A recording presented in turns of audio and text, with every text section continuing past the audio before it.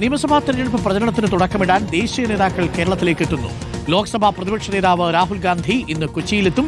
കോൺഗ്രസ് തദ്ദേശ തെരഞ്ഞെടുപ്പ് വിജയാഘോഷത്തിന്റെ ഭാഗമായി സംഘടിപ്പിക്കുന്ന പരിപാടിയിലാണ് പങ്കെടുക്കുന്നത്. പ്രധാനമന്ത്രി നരേന്ദ്രമോദി വെള്ളിയാഴ്ച തിരുവനന്തപുരത്ത് എത്തിച്ചേരും.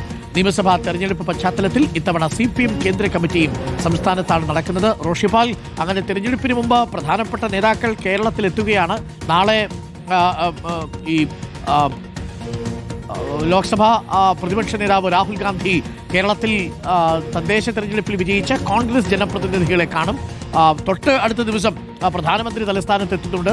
തിരുവനന്തപുരം പിടിച്ച മേയറെ കുറിച്ച് ഇന്നലെയും ബംഗാളിൽ സംസാരിക്കുന്നത് കണ്ടു പ്രധാനമന്ത്രി. അതുകൊണ്ട് തന്നെ ഈ രണ്ടു വരവുകൾക്കും പ്രസക്തിയുണ്ട്. മാത്രമല്ല, കേന്ദ്ര കമ്മിറ്റി യോഗം സംസ്ഥാനത്താണ് നടക്കുന്നത്. സംസ്ഥാനം പിടിക്കാൻ മൂന്ന് മുന്നണികളും ദേശീയ നേതാക്കളെ തന്നെ കളത്തിലിറക്കും. കോൺഗ്രസിനെ സംബന്ധിച്ച് എന്തെങ്കിലും വിജയസാധ്യതയുള്ള ഏക സംസ്ഥാനം കേരളമാണ്. CPM-നെ സംബന്ധിച്ച് അധികാരത്തിൽ തുടരുക എന്നുള്ളത് ഇന്ത്യ രാജ്യത്ത് അധികാരത്തിലുള്ള ഏക സംസ്ഥാനം കേരളമാണ്.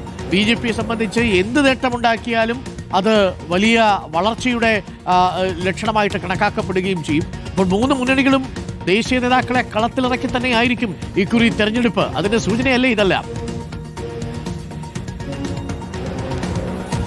അരുൺകുമാർ, ഈ തവണ മൂന്ന് മുന്നണികൾക്കും ഒരുപോലെ നിർണായകം കൂടിയാണ് ഈ നിയമസഭാ തെരഞ്ഞെടുപ്പ്.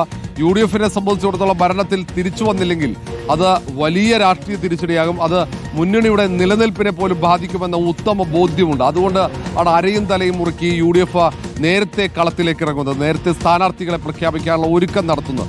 അതിനിടയിലാണ് ദേശീയ നേതാക്കളെ ഇറക്കുന്നത്. തദ്ദേശ തെരഞ്ഞെടുപ്പിന്റെ വിജയാഹ്ലാദമാണ്. അതിന് രാഹുൽ ഗാന്ധി പ്രതിപക്ഷ നേതാവ് എത്തുമ്പോൾ അത് തെരഞ്ഞെടുപ്പ് പ്രചാരണത്തിന്റെ തുടക്കം കൂടിയാകും. കാരണം വലിയൊരു മുന്നേറ്റം തദ്ദേശ തെരഞ്ഞെടുപ്പിൽ ഉണ്ടാക്കി. സമാനമായ ഒരു മുന്നേറ്റം നിയമസഭാ തെരഞ്ഞെടുപ്പിൽ ഉണ്ടാക്കാനുള്ള ഒരു ആഹ്വാനം കൂടിയാകും. അതിനുള്ള ഒരു ആവേശം കൂടി രാഹുൽ ഗാന്ധി നൽകിയാകും തിരിച്ചു പോവുക.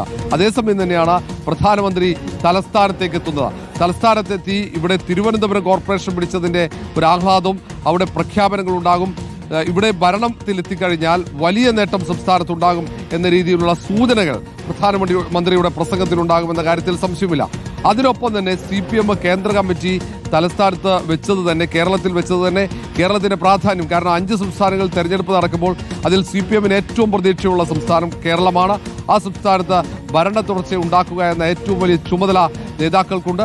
ആ ഒരു സാഹചര്യത്തിൽ തന്നെ ഇവിടെ ഈ യോഗം വിളിച്ച് അതിൽ ഈ വിശകലനങ്ങൾ ഏറ്റവും പ്രധാനമായുള്ളത് കേരളത്തിലെ തെരഞ്ഞെടുപ്പ് തന്നെയാണ്. അങ്ങനെ ഇനിയുള്ള ദിവസങ്ങളിൽ കൂടുതൽ ദേശീയ നേതാക്കൾ കേരളത്തിലേക്ക് വരും. അങ്ങനെ കഴിഞ്ഞ ആഴ്ചയാണ് ആഭ്യന്തരമന്ത്രി അമിത്ഷാ എത്തിയത്. BJP-യുടെ നിയമസഭാ തെരഞ്ഞെടുപ്പ് പ്രചാരണത്തിന് അങ്ങനെ തുടക്കമിടുകയായിരുന്നു അമിത്ഷാ. അങ്ങനെ ഇനി ദേശീയ നേതാക്കളൊക്കെ കേരളത്തിലേക്ക് വരും. കോൺഗ്രസിന്റെ നേതാക്കൾ, ചുമതലയുള്ള പ്രധാനപ്പെട്ട സച്ചിൻ പൈലറ്റ് അടക്കമുള്ള നേതാക്കൾ ഏറെ വൈകാതെ തന്നെ കേരളത്തിലേക്ക് എത്തിച്ചേരുമെന്നാണ് കോൺഗ്രസ് വൃത്തങ്ങൾ പറയുന്നത്. അങ്ങനെ BJP-യുടെയും കോൺഗ്രസിന്റെയും CPM-ന്റെ ഒക്കെ ദേശീയ നേതാക്കൾ, ദേശീയ തലത്തിൽ ജനസ്വാധീനമുള്ള നേതാക്കളെയൊക്കെ നേരത്തെ അവർ കളത്തിലേക്ക് ഇറക്കുന്നു എന്നതാണ് ഈ നിയമസഭാ തെരഞ്ഞെടുപ്പിന്റെ പ്രത്യേകത. ഏതായാലും ഒരു ഫെബ്രുവരി ആദ്യവാരം മുതൽ LDF-ന്റെയും UDF-ന്റെയും ഒക്കെ ജാഥകൾ തുടങ്ങുകയാണ്. അങ്ങ് കാസർഗോഡ് മുതൽ തിരുവനന്തപുരം വരെ ജാഥകളാണ്. ഇനി കേരളം ആകെ രാഷ്ട്രീയമാണ് ചർച്ചയാകുന്നത്, തെരഞ്ഞെടുപ്പ് രാഷ്ട്രീയമാണ്. വാഗ്ദാനങ്ങളുടെ പെരുമഴയായിരിക്കും വരും ദിവസങ്ങളിൽ കേരളം സാക്ഷി വഹിക്കുക. അങ്ങനെ മുതിർന്ന നേതാക്കൾ, ദേശീയ നേതാക്കൾ തന്നെ കളത്തിലിറങ്ങുകയാണ്. സംഭവം കളറാകും കേട്ടോ. രാഹുൽ ഗാന്ധി വരുന്നു, നരേന്ദ്രമോദി വരുന്നു, സംസ്ഥാന കേന്ദ്ര കമ്മിറ്റി കേരളത്തിൽ നടക്കുന്നു. അങ്ങനെ ഇനി വരാൻ പോകുന്ന 2-3 മാസങ്ങൾ തെരഞ്ഞെടുപ്പുകളും രാഷ്ട്രീയ വാർത്തകളും കൊണ്ട് സമൃദ്ധമായിരിക്കും.